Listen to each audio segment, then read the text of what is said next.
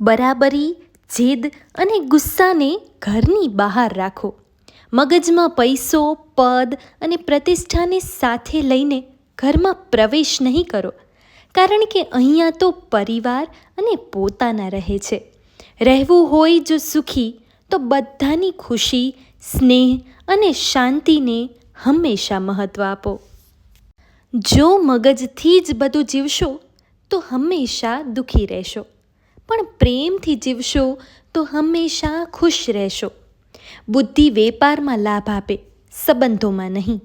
સંબંધો એ છે જે દિવસે દિવસે સમૃદ્ધ થવા જોઈએ, કંગાલ નહીં. કોઈ પણ દુઃખ કે પરિસ્થિતિમાં જો આ 3 બાબતો સમજાઈ જાય ને, તો દુઃખ ચોક્કસ ઘટી જાય છે. વાતને સ્વીકારવી, પરિસ્થિતિને સંભાળવી અને હકીકતને સમજવી.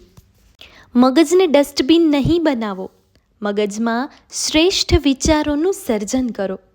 આપણી મુશ્કેલી કે દુઃખ, તકલીફ એ આપણા મનની નબળાઈ છે.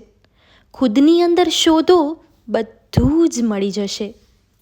ધીરજ રાખજો. કેટલીક વાર શ્રેષ્ઠ સ્થિતિ સુધી પહોંચવા માટે સૌથી ખરાબ પરિસ્થિતિમાંથી પસાર થવું જરૂરી છે.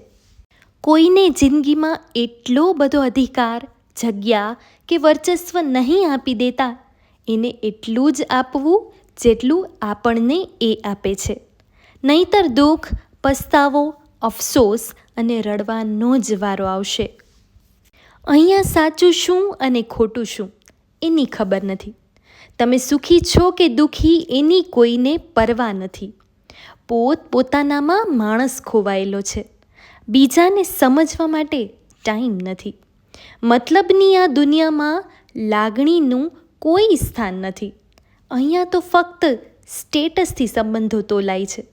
માણસની કોઈ કિંમત નથી.